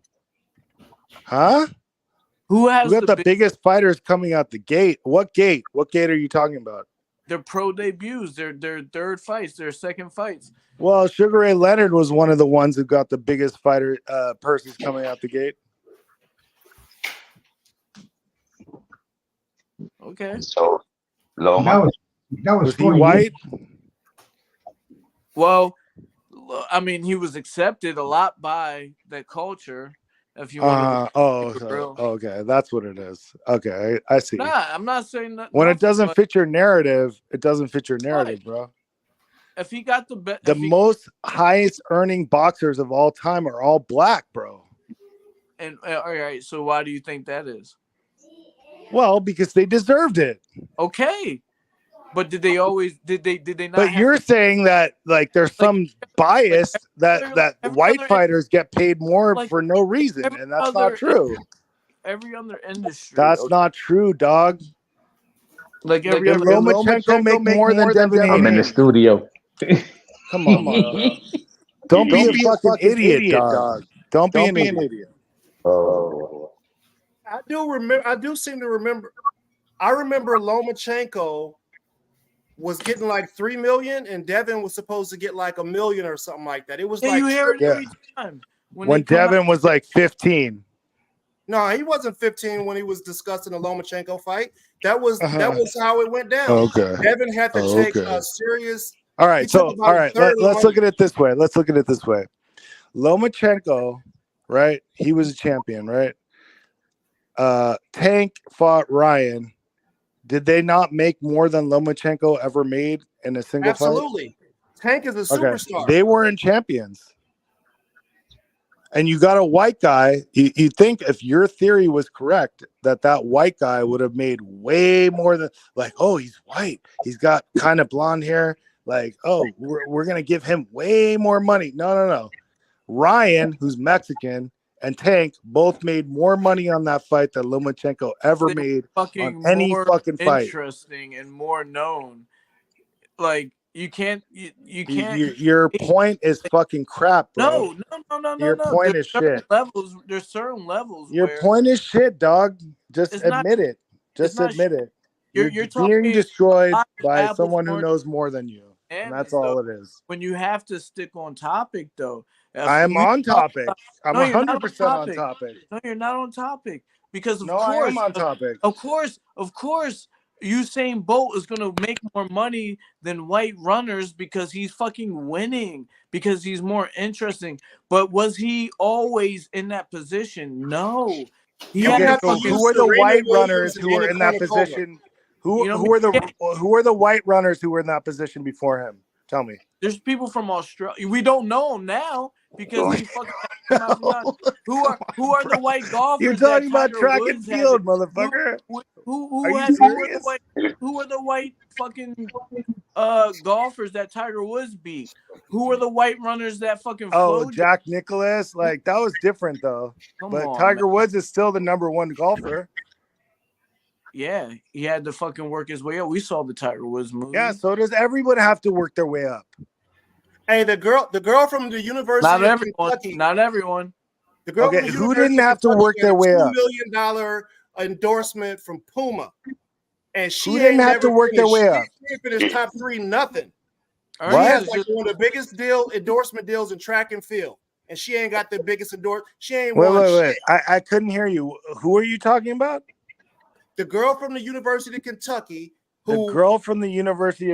I have no idea who the fuck that is.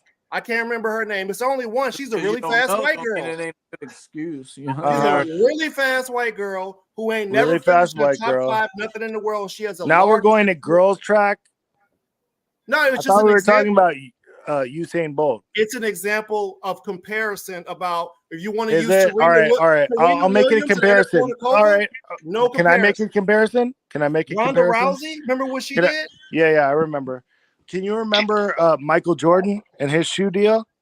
Of course. Now, do you think that bitch from whatever the University of Kentucky, you don't even know her name, has a better deal than fucking Michael Jordan? Not fucking Michael Jordan. Get this guy out of here, Skywalker. This is crazy. This is crazy. Yeah, I know it's crazy. It's crazy when there's logic. You can't even remember that bitch's name. We can use logic, bro. What you about? Can't even remember that bitch's name. Remember the girl who did all this? You can't remember the bitch's Conor name. McGregor. He's another example. You know what I mean? Like somebody who he did work his way up, but he talked his way up. I don't think that a black guy would have been as well receptive if he wasn't Irish and like that. You know what I mean? And I love my Irish people. I've been to Ireland. Katie Taylor, one of my favorite people. I just want to say that. But one of the richest people, he's not even hungry anymore. He don't even have to fight anymore. Yeah, because I'll say this, Tim. I'll say this. It depends on who you are. Because Floyd chose him as an easy target. Why didn't Floyd fight John Jones? Sugar Ray Robinson was loved dearly, and he did a lot of despicable things by both people. It just takes a special person to be loved by everybody. You know, you can't say his name now, but Bill Cosby called was that way charisma. too, man. It's rare to have a guy who can get that crossover love like that. I mean, it's the luck of the draw, really. It really is. Charisma is what it is. It could be people have charisma, but it's also got to be something about that person that they admire and love. Like, yes, it's called charisma. Hold on, quiet while I'm talking. You had Mick Jagger saying when Ali lost to Larry Holmes, that was the end of his youth. Like it's kind of different now. You don't have these same people making these kind of connections with big stars like that anymore. They hated him. I mean, you got to remember when Hurricane went to jail, Bob Dylan wrote a song about it. I mean, I don't think people, Bob Dylan's old, but Bob Dylan was a big time star. He wrote a song about Hurricane. It just depends on how you get embraced, man. Everybody's not gonna get embraced that same way. It's the luck of the draw, man. It really is. But on another note, the good thing is we got some big fights coming up. We got Bivol versus Beterbiev. We got heavyweight championship finally about to be consolidated. I'm excited. I really want to see Beterbiev beat the brakes off Bubba. I can't wait to see that. I mean, Beterbiev, I hope he hurt him bad. I really do. Arthur. Oh, I think he's gonna break that. Who's playing that music? No, that's not. Who's got the total alive, man? Whoever's doing that. It's Coach Green. What's up, everybody? It's been a while. What's up? How everybody been? What up, Coach? What's up? Yeah, I had to make my entrance for y'all. Hey, I love the show. Y'all energy, y'all intensity, man, that's what we need. That's what we really need in the sport of boxing. Just straight purists. Whether we agree, we don't agree. Whether, someone need to say, hold on, MFer, and we get it right. Y'all, look, this is what we really need in the sport of boxing. BVO boxing, brother. Big shouts out. Hop low, respect, dog. Like for real, hop low, respect. Yeah, respect to you too. Respect to For you. real. Respect to everybody. Tim and Tim. Man, y'all know what time it is. What's up, Coach? And I've been in the background just trying to get myself together. And hey, that's just life. So Mr. Tim, somebody called you out, sir? No. Nah. If somebody asks you what you gonna do, they calling you out. Yo, what you gonna do? They don't have no opponent. I thought about it. I know you did. I know you did. They came back with something that wasn't. Hey, fam, listen. Remember, the sport of boxing needs true soldiers and warriors. Oh, I agree with you, but they talking short notice. I got you. But remember, what's the number one thing? Because you train fighters. What's your number one thing you say to your fighters? Say fight ready. Am I right or wrong, Coach? I mean, I've said it plenty of times. Coach, come on, Coach. Come on, Coach. I said it plenty of times on here. Come on, Coach. Come on, Coach. I'm relaxed. I made the entrance, baby. My people, and it's going to be a certain type of situation to get me off the couch, man. Coach, come on, Coach. Coach, that man called you out, disrespected you. Come on, Coach. Man, you go a little bit back. So that man came on Skywalker show disrespecting, came on y'all show disrespecting. Come on, Coach. You gotta get at that dude. Come on, Coach. You gotta put everything down and just say, that dude, he disrespected me. I think, and it's just me. I think when you got that call, Coach, you should have been all over it. What they say, like white on rice. Come on, baby. Come on, Coach. Let me say something. Yes, Coach. When I said that I was done, okay. I took that to heart. Respect.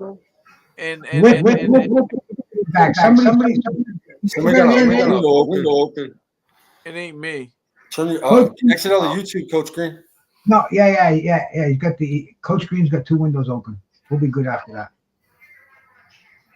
So is it an echo right now? Yeah. No, yes, it is. Oh, here it is.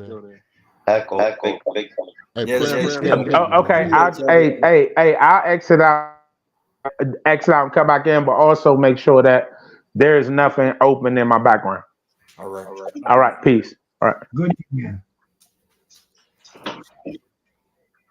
We fuck up a show enough without having technology fuck it up on us.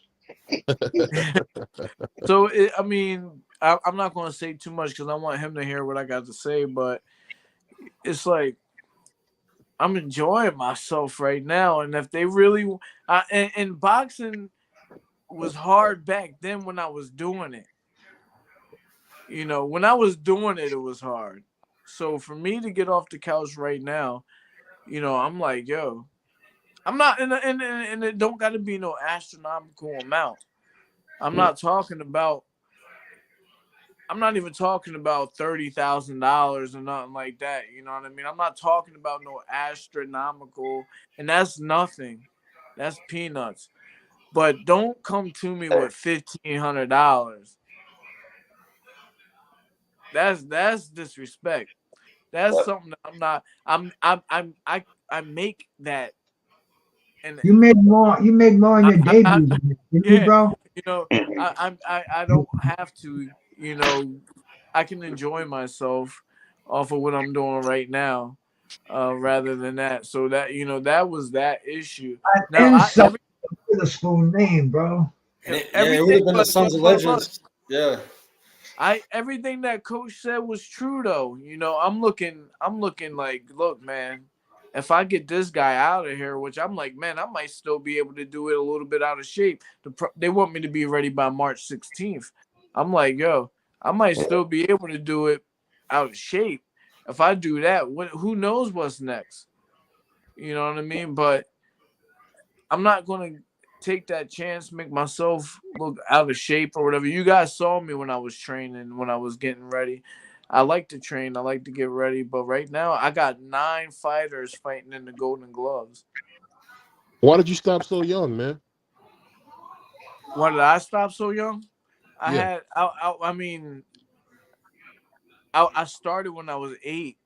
So when people say 30 is young, it's not really young. You know, I had my first fight when I was 8. I played a lot of other sports for school and for recreation. You know, I was a football player.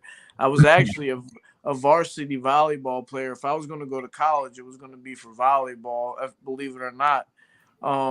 But I stopped all that to concentrate on boxing. And then, you know, things didn't really work out. Like when we talk about T.O. without getting into it, I can kind of relate to what T.O.'s going through right now, with having the father son relationship with training or whatever. But long story short, I was running for my last fight and my patella tendon popped. Boom.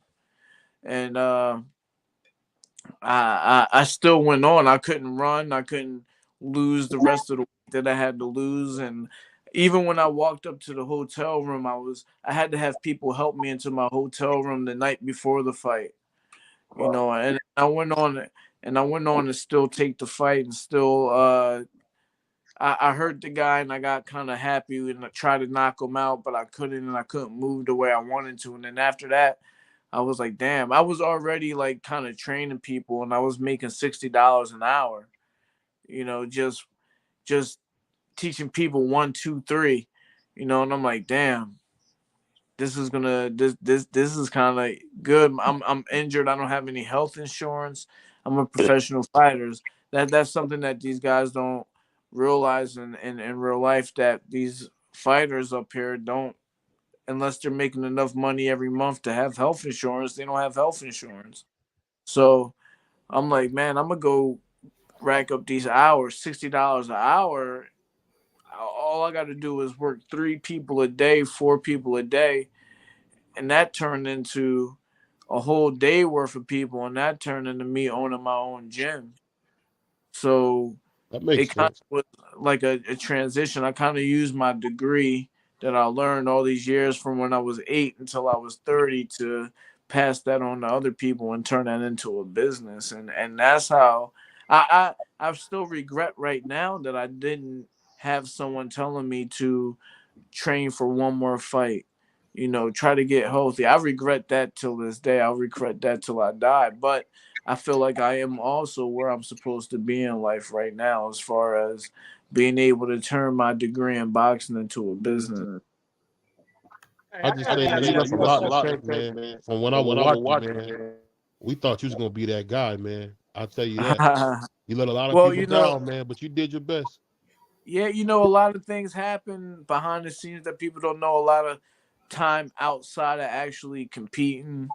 I only had 15 amateur fights myself, and I was fighting like that. So it's like it's a couple of injuries I had early on. There's a whole bunch of series of events that led me to where I'm at right now. Hey Tim, what was the biggest fight you ever had, bro? Like the biggest one that meant the most to you? Was it that Tevin Farmer matchup? Because it was like battle of the best from Pennsylvania at the time. The best from Philly, but no, but you know, not. It's hard for me to put that out there because me and Tevin Farmer fought at a time where Tevin Farmer wasn't Tevin Farmer. He was Tevin Farmer in spirit and a little bit of skill, but he wasn't the Tevin Farmer that we know today. And we didn't know that. People didn't realize he was a weak replacement. I had to fight a fighter pull out a week before my fight, and they pulled Tevin Farmer in. Tevin Farmer had to come up and fight me. I had to go down and fight him to make the fight happen within a week, and we did that. And we ended up fighting. He ended up outpointing me, split decision, and it was for a little American title. It's not even worth mentioning. And the fight went on to be a Philadelphia fight of the year. But that kind of thing was a good fight, but it was inside Philly. You know what I mean? So it was like if you weren't there at that night, it's like a legend where we're from. It's like, oh man, that night made Tevin Farmer. Some people believe, you know, after he fought me, he went on and never looked back. But for me, I think the biggest fight was my fight against Dusty Harrison, where it was at the end of my career a little bit. They called me on 3 weeks' notice. And that's one of them fights where like coach was like, yo, you should just go fight Rockman. I done did it before. You know, they called me. I'm on vacation with my girl. I'm in the Midwest. I was supposed to fight the week before I went on vacation. The fight didn't happen. I'm out in the Midwest. I'm doing what I'm doing. You know, I'm with my family or whatever. They call me, yo, we got this fight for you. It's such and such money. I'm like, all right, bet. I get back to Philly, I start training. But the reason why it's the biggest fight of my life is because for once in my life, everybody all over the world could see what I was doing. I've fought in other countries before, but only people in other countries could watch it. I fought in America, but only people in my area could watch it. But when I fought on ESPN, I had people hit me up from Australia, the Philippines, South America, Canada, where I'm from.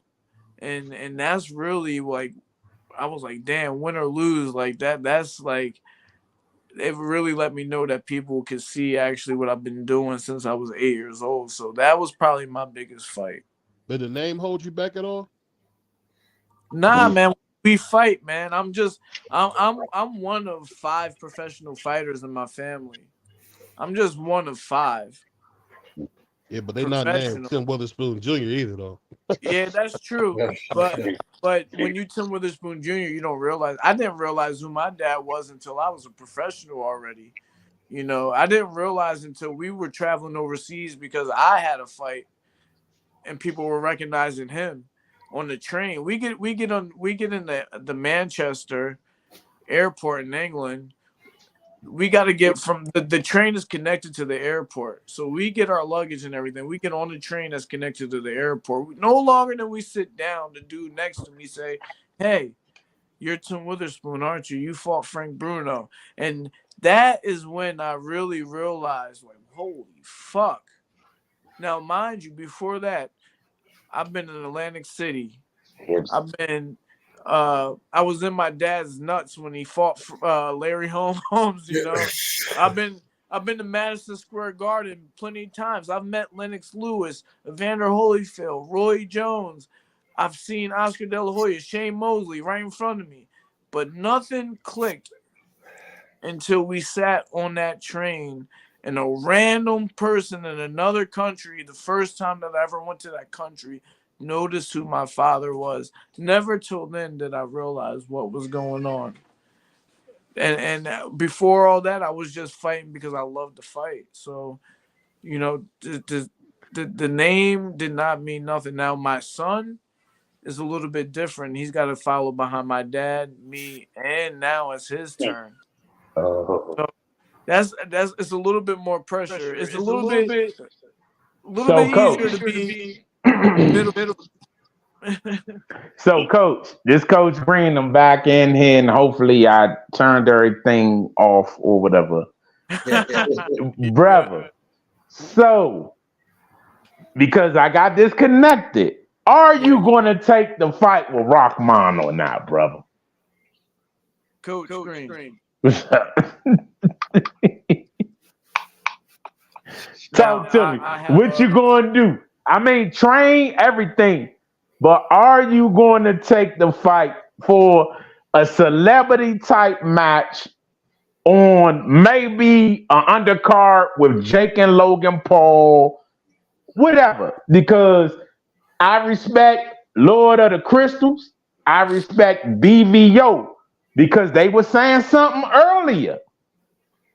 I'm telling y'all two brothers, y'all was saying something earlier. And Mr. Bruce. And I'm going to touch on that. That's why I'm asking you, are you going? And I'm going to mute myself after this. Are you going in front of the panel with D Free down there and Mr. Diaz? Brother, are you going to possibly try to make a match happen on maybe a MVP undercard against this brother? And I'm gonna mute myself. All right, so coach, it's a lot of factors to that. I know that a lot of people would wish that I just press the button and say go. I wish it was a situation that they came to me that I couldn't turn down, that I couldn't refuse. But let me just explain something to you. I own my own boxing gym. We see that is crowded. I have 9 fighters entering the Philadelphia Golden Gloves. First fights are next Saturday. 9 fighters. I started out with not one person in my gym. Now I have 9 fighters. That's a lot of hard work that I've been putting in there. I also have a nonprofit where I'm helping my community out with their shortcomings. So we're working on getting kids not only backpacks but fully back to school clothing. We have to start that like now. That's something that we're starting now for next school year so we can raise enough funds to help out enough people. I also have 4 children myself, and all that to run. So with that being said, with all that on my plate, when they asked me about the fight, my response was, how much are they paying? And that was even before I asked what the date was. So Heather Aces came back to me and said, "Oh well, I don't know. I don't really want to get into that unless you're really interested in taking the fight." That was what she really said. She said she didn't want to go back to the promotional company unless I was really interested. So I asked her. I said, "What's the date?" And then they came back with saying March 16th, and I'm like, "Damn." I haven't even really been training. I've been focusing on other things, trying to get my business, whatever. So then I was saying, all right, well, look, if they come back to me with the right number, even though it's at March 16th, that I would do it. And like I told these brothers before you came back on, coach, I'm not asking for 30 grand. I'm not asking. I'm asking for something fair. Really what I should be asking is how much is he going to make, and then base my analysis off of that. He could be making 100 grand and I could be only making 5 or whatever like that. But they came back to me with $1,500, 2 flights to Florida, and a hotel room for the weekend. 20% of the pay-per-view sales of something that I never even knew existed, that I didn't even know Hasim Rahman was still even active or doing anything. So I left that last message open for them to come back to me with another number or something different, and I haven't heard anything back yet. So, And champ, you know what? I really respect and admire you coming out because you know me, I'm gonna try to push you like, come on, champ.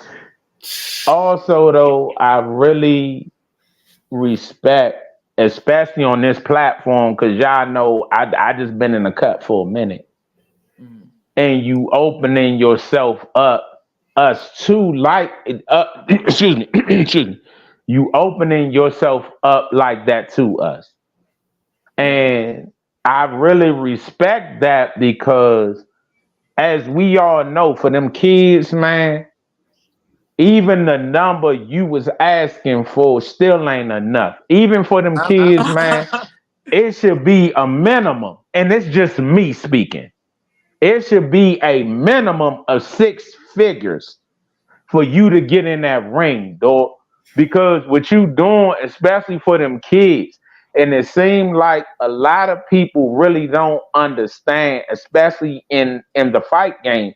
And that's why for BVO and also Lord of the Crystals, I wanted to touch on because as they were saying about earlier, excuse me, about how much somebody getting paid, what they getting, what they not getting, especially as I'm gonna just put it there, as Black American fighters, what it is. But also I understood we brought up Edgar Berlanga against Canelio. And from what I saw last night, because I'm gonna touch on that real quick, Berlanga can't mess with Canelio. And I gotta stop being impartial toward Canelio because what I think how the WBC is just backing him. So I really have to say this: Berlanga versus Canelio, man, they need to stop playing. Like stop playing. End that. With that being said, too, with what my brother Lord of the Crystals was saying earlier, it's all about y'all marketing and advertising. That's why I asked about you possibly being on MVP because MVP is backed by WWE, y'all. And I'm telling all of y'all this. I know this 100% fact. MVP is backed by WWE, or for us old school people, WWF. That's what they are financially backed by them. But also, I tried to say get us being backed by them. I just wasn't organized enough, and my brain and my potential was bigger than my bank account. So I just gotta just tell the truth. MVP is financially backed by WWE, WWF, y'all. Because why Showtime went out of business? Because what? They wanted something more scripted, y'all. We in the boxing world, let me say this. Some of us in the boxing world do not know how to script something enough to be able to say, okay, when you walk up those 3 and 4 steps, you got to turn that off. That's what I have been doing in the background, though. Trying to meet people to work with our amateur program, not the pros, our amateur program to script something up enough to be like, okay, but when you get up there in that ring, all that go out, you got to go full, say, wall to wall, y'all. But that's what we are missing, y'all, in the boxing game. That's why I was respecting what BVO said earlier. That's why I respecting what Lord of Crystals was saying earlier, y'all. And it's if we don't understand, y'all, how to come together to just be able to script up enough show.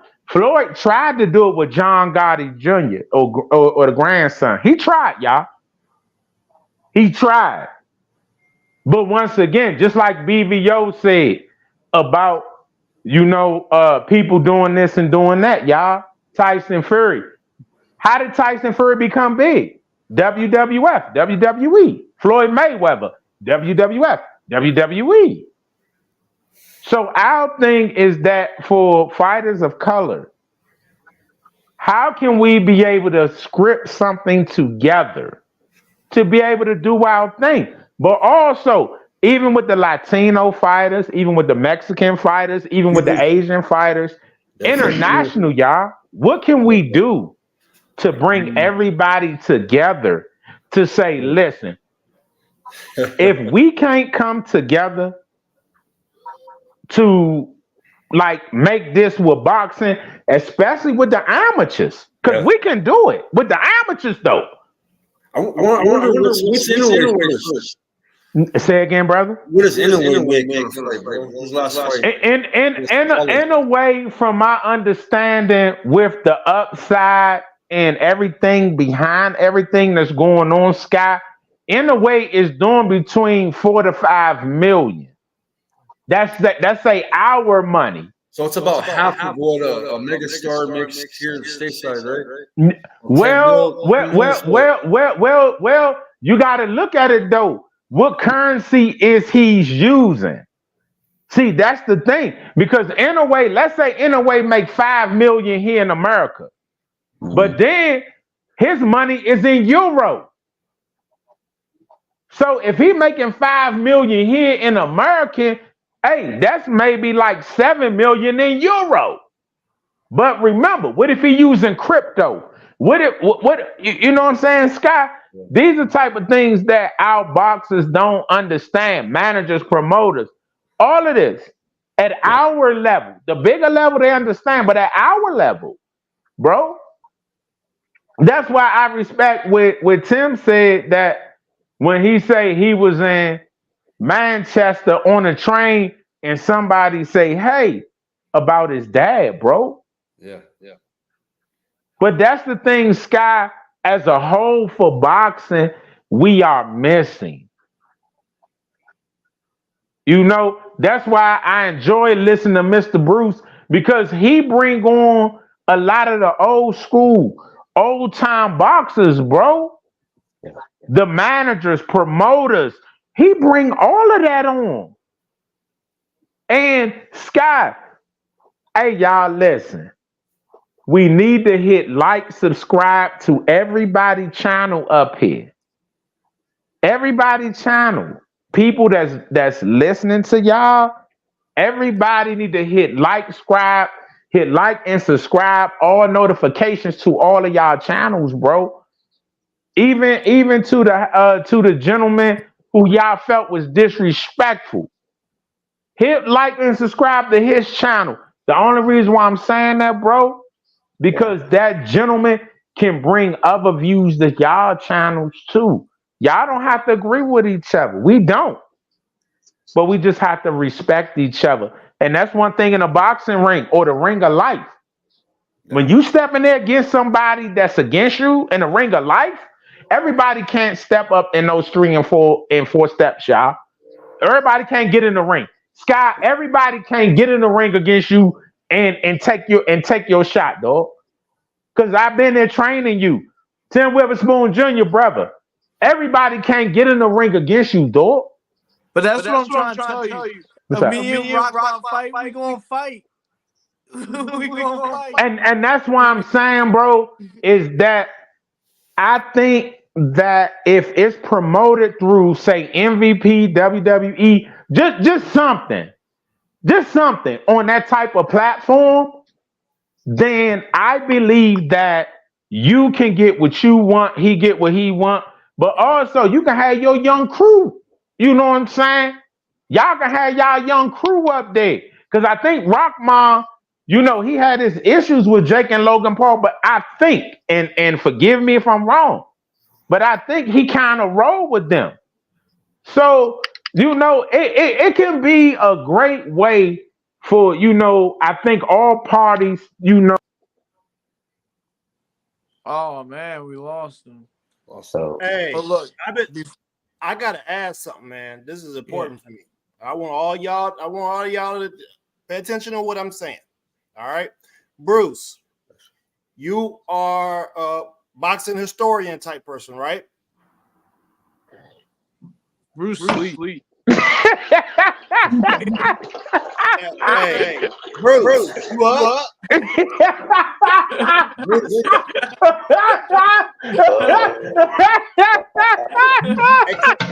think your screen got some echo. You got a really bad echo going on, but bro, no, see, I specialize in boxing a certain era, the era I like. I'm not a boxing writer or a boxing historian. I'm just I have expertise in certain kind of boxing. So that's so can you elaborate on the time frame? Would you consider the Jack Johnson era one of those areas that you expertise in? No. Okay. Because my 70s and 80s, Bruce, huh? Okay. Because my next question was going to be on, if you cover those topics, do you cover the issues that are related to the debates between races and the way that people are placed into position or whatever? Because the guy that came on this channel, he came over here from your side of the thing. He came from your channel, and he came in here real heavy after we mentioned something to you that had to do with the way that boxers were placed. So I just want to be sure that we have a clear understanding here. I don't want to be having a conversation saying, okay, this is what we've seen in the sport of boxing, how something's being set up or placed based off of whatever. It don't got to be race. It could be based off of how many Instagram followers somebody got. But if we don't acknowledge that part of it, we're being disingenuous and dishonest with people who are listening to us, because those things exist. They always have existed, and they exist even more today. And there's plenty of biases in media, plenty of them. ESPN, all those fighters they had over there. You remember when Teofimo had all those lines and stuff in his head? They made him change his haircut. There was the other Puerto Rican kid that's active over there with him now. They got him looking like some type of supermodel. He had cornrows, right? I've watched all these guys go and change their image. They came in looking all hip-hop-ish, if you want to say that, but now they look like they're basically whitewashing it. They're making these guys assume an identity, and I get it. It's a marketing thing, right? But if we don't acknowledge it, that these people are being marketed this way because they appeal to a certain demographic, we're being disingenuous. So I would ask anybody who's covering history of boxing from whatever period, bring it up, explain why it is the way it is. It'll help people going forward. We don't have to argue about it if we know such and such didn't play such and such on because he's too dark, he's too light. We would know that. We wouldn't have to do that anymore. We wouldn't have to have those arguments if people acknowledge it. But I know for a fact there are people out here that don't believe these problems exist, and they won't even acknowledge it. So I'm sick of acknowledging and being cool with everybody else's stuff. But when it comes to the issues that involve people that look like me, we get people turning their back. That's wrong. It's wrong, man. Well.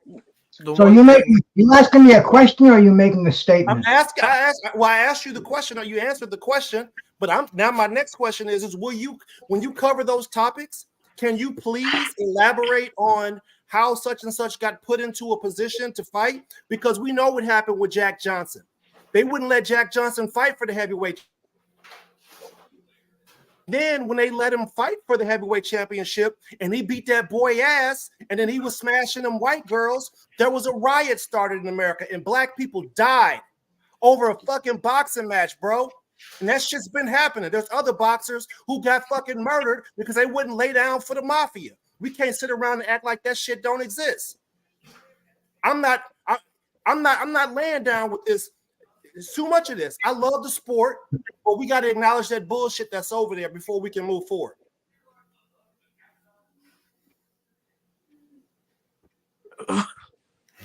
Heavy. I mean, Bruce. Yeah. I mean, dude. You can preach all day long, man. I talk to boxers. I talk about boxing. I don't talk about socialist issues with them. if they want to, and I'm certainly not going to bring it up on my show, bro. Because Okay, respect. yeah, I mean that's your thing, Ernest, bro. I'm telling you, man. Respect. I grew up in the '70s, bro. I worked at a radio station where I saw forced busing in Boston. My first day on the job, they gave me a cassette recorder, and I saw fucking racism like you would not believe, bro. You don't know racism. I come from a different era than you, bro. I'm sorry. I'm telling you, sorry. I My dad was no, one. no, no. Have you ever seen the national? Oh, you gonna let me finish or what?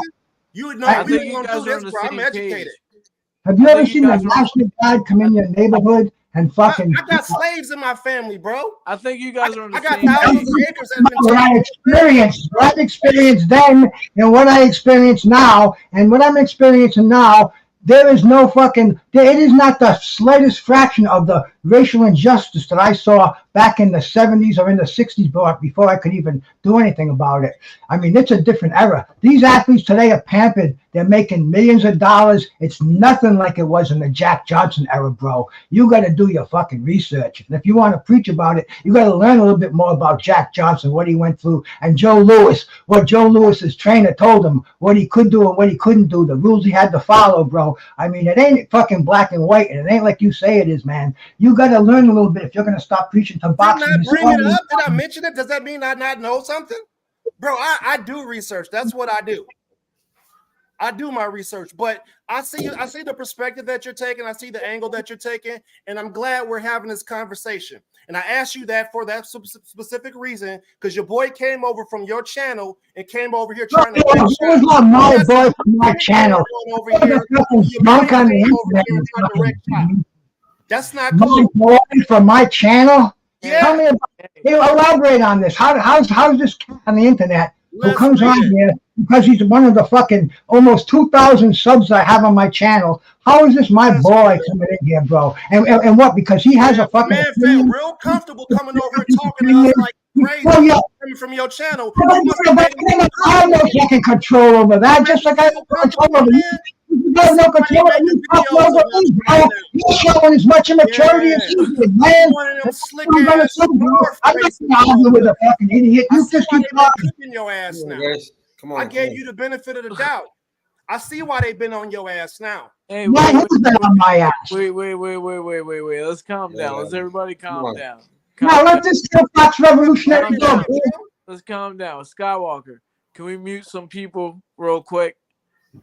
You guys are good, man. You guys know, man. But yeah, that whole shit turned. I was hearing some, some racial tones earlier. That's why I was muting the guy earlier. You know what I'm saying? I don't know what the issue is. I mean, I understand what Bruce says. You can't control people coming in. I got people that will type up a racist comment in my chat, and I'll have to fucking block them because I don't allow racism in my channel, bro. Everybody's different colors on my panel, bros. You can see we got Asians, we got Mexican, white. You know what I'm saying? You talking about a big mix here, but that's my lane and my channel. It's there's no race, and the guy kind of came in and twisted shit up. Can I add something? Because something stood out right now with me, and I'm gonna leave after this with Ernest and Bruce right now. That I think that I can address and maybe help out the situation and mend some things between people where there's a little bit of a disconnect where some people think that things that happen in the 70s, that those people's fathers haven't had to have conversations with their children about what happened to them, and that their children won't feel that same feeling, or that the same thing that happened to their father will not happen to them. I live in a situation where my dad has told me things that happened to him in Philadelphia, and there's things that happen to me, and there's things that I have to tell my son that he has to watch out for, because of the way that we look. In certain situations, people don't understand that just because it happened back in the 60s doesn't mean that these conversations haven't been passed on and these situations haven't been passed on. And it's passed on both sides, If my father has to tell me about him getting called a nigger and punched in the face by white people, there's a counterpart to that. Those same people pass their side of that story on to their kids. You know what I mean? So we have to understand that even though things were different in the 70s, we are still in a situation where those stories are still alive in the grandchildrens of the people that happened to. So, with that being said, we just have to be a little bit more sensitive to each other. Not everybody is out to make race a thing. Certain people feel it a little bit different than certain people. But at the end of the day, we all come on this channel to love each other. You know, we all come on this channel to help each other out. I come on this channel because I love coming on this channel and talking boxing with you guys. I love Skywalker. I love Bruce. I love Angel. I love Ernest. I love everybody that comes on here because you know why? We are all family. At the end of the day, this channel brings us together. And we can't let race or any outside thing come in between that. And the one thing that we can't let come between that before I'll go is Hasim Rahman Jr. We're not gonna let him ruin, ruin anything that we got going on here. So with that being said, though, guys, let's just love each other. Yeah. We know history, we know the future, we know where we want to go, and we know where we've been. Let's just be present right now. All right, guys. For sure. All right, man. I love you guys all. I'll see you I'm next week. gonna end this show too, Peace guys. out, peace out, brother. Peace out. All right, guys. Much love to everybody. Thank you guys for tuning in. Hey, man, love you guys. Much love. Peace out. See you guys later. Everybody have a great night. All right, peace, guys.